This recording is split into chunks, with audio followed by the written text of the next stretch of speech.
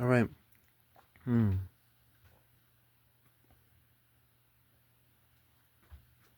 I'm drinking, and I just had some inspiration to make a video. I totally want to, fuck the Greeks. Fuck you, Greeks, motherfuckers. Um.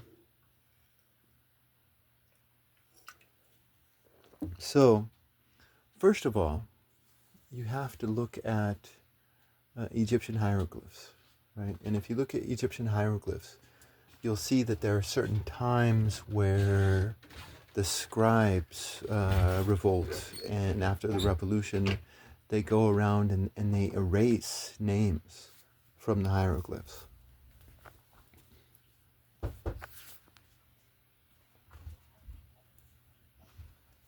Now, this is nothing special. That's just how stuff goes.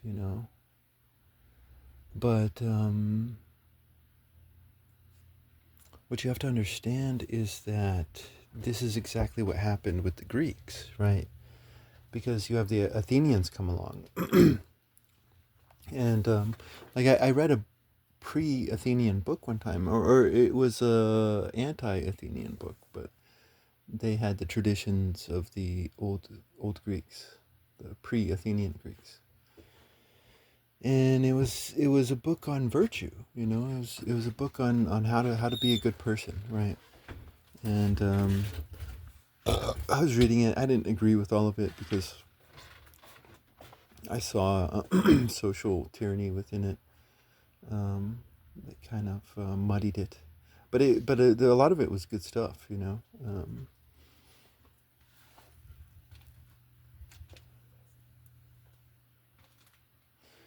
And but this was the pre-Greeks, right? Yeah, people talk about the Greek gods, but these aren't the Greek gods. These are the Greek gods that were created by the Athenians, who were warring against God, right? Again, you have to realize that when Rome comes onto the scene, you have a Mediterranean world that has been Phoenicified and Grekified, right? And the Greeks have become Phoenicified. And so nobody believes in morality. And they're making fun of these Romans because the early Roman Republic, not the later Republic that got corrupted by the Greeks. But the early Roman Republic, these are men that believed in virtue. They believed in virtue. They fought, and the whole Mediterranean were making fun of them. Like, look at these idiots. Look at these Ned Starks. We don't believe in virtue. It's immorality. That's strength, right? That's kind of what's being pushed out there nowadays, right?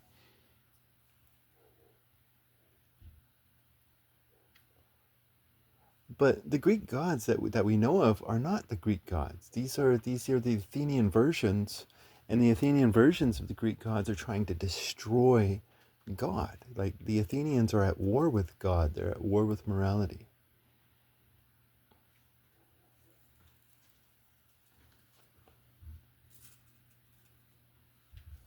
And so the reason that we don't know about the pre-Athenian Greek history is because of the Athenians. They erased that history.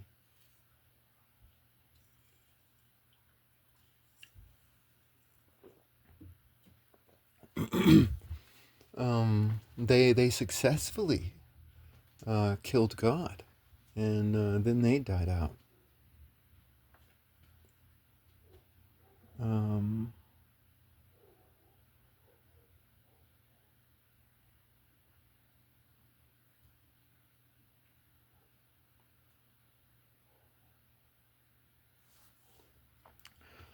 let's see. What do I want to talk about?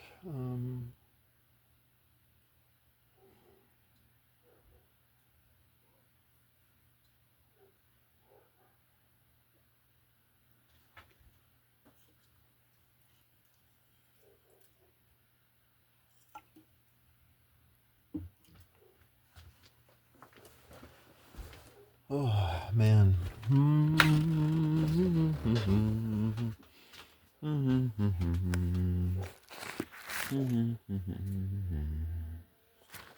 Let's see here. Oh.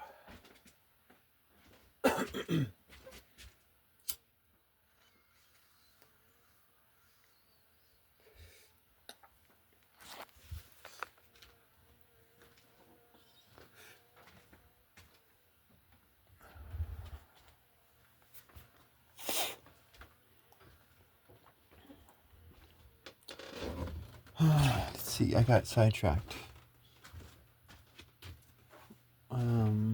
by the early Roman Republic. um, let's see, Greeks, fuck the Greeks.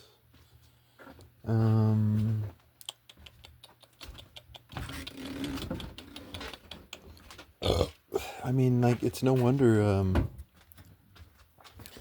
Byzantium fell because,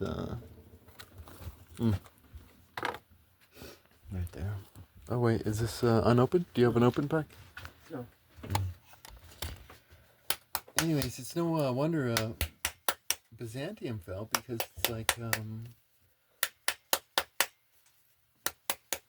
they didn't believe in anything. You know, they were totally materialistic and worldly, and there's no meaning in life. You know, it's like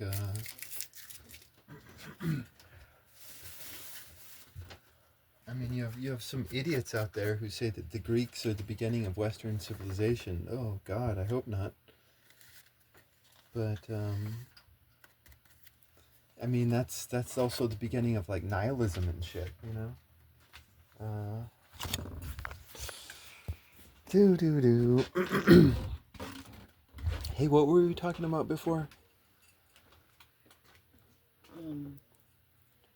I totally lost track because I got on here. I was going to talk about the Greeks. And I was like, "Fuck the Greeks." That's it. Okay, boom. Okay, okay.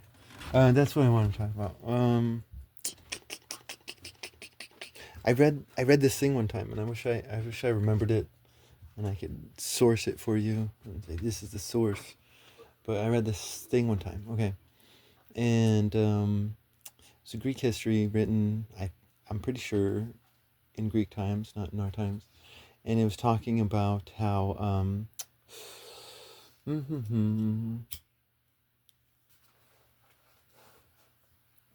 you had this tribe, right, in the Mediterranean, and they committed a crime. They committed a major crime. Like, even in these Greek times, even in these Athenian times, one of the big crimes throughout history is the law of hospitality, right? If you invite someone into your home and you kill them, or if you invite someone into their home and they kill you, well, you've now committed a great, grave crime, right?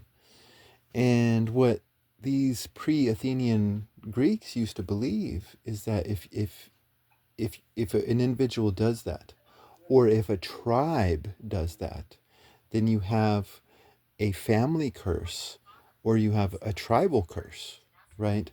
And so there was this tribe in the Mediterranean. They committed this great crime, and then for some reason they got beaten and they ran away, but they're still around, you know. And I think they emigrated even near the Greek lands or something like that. But the Greeks are looking at them, and they're like, hey, these guys are cursed.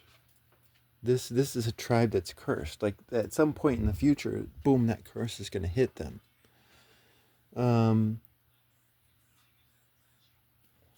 There's a story of Cyrus the Great, I think, and he comes into Western Anatolia, and there's this tribe that's ruling, not the Greeks, but this other tribe, and there's a king of that tribe, and he hears all about the exploits of Cyrus the Great, and so he consults the Oracle of Delphi, and anyways, long story short, the Orc of Delphi tricks him into thinking that he's going to win the battle, and he ends up losing. Cyrus wins. But basically, the explanation of what's happening to this man is that the first king in the dynasty, so his ancestor, had committed a great crime as he was as he was conquering, and because of this great crime that he had committed, he's now passing on a family curse. And it's this king who appears to be a very good man. He cares about his people. He's consulting the gods, so he's pious. You know, after he gets beaten, Cyrus ends up loving the guy, and he's like, "Hey, tag along with me, and we'll go conquering together." um, so he seems like a really good guy. But he's a good guy who had to suffer the curse that was placed upon him by his ancestors. But obviously, these are pre-Athenian ideas, right? Because Zeus is a horn dog. He just likes the pussy. That's what Zeus is. Zeus is just ugh. And this vision of Zeus would have been just um, heretical, impious, like pious Greeks who heard someone speak this version of Zeus would want to um, religiously kill this person. Like, how dare you speak this way of Zeus? I think it's Zeus, right? I don't know. I get confused, but that's another thing. It's like when Herodotus went around and he described all the, he did this synchronization. It's like, no, that's fucked up. That's unscientific. That is unscientific because these are all different gods in different places. And so for him to do this, he would like this was a very this is a philosophical attack against the gods, right? Because he's reducing everything.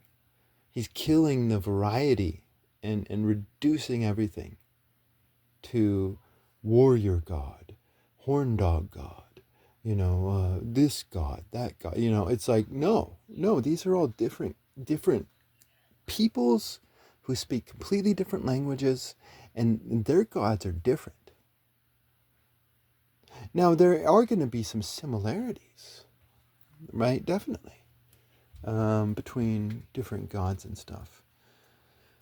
But again, that's just like modern sociologists should just hate this idea of synchronization because it totally disrespects all these different cultures out there and different peoples.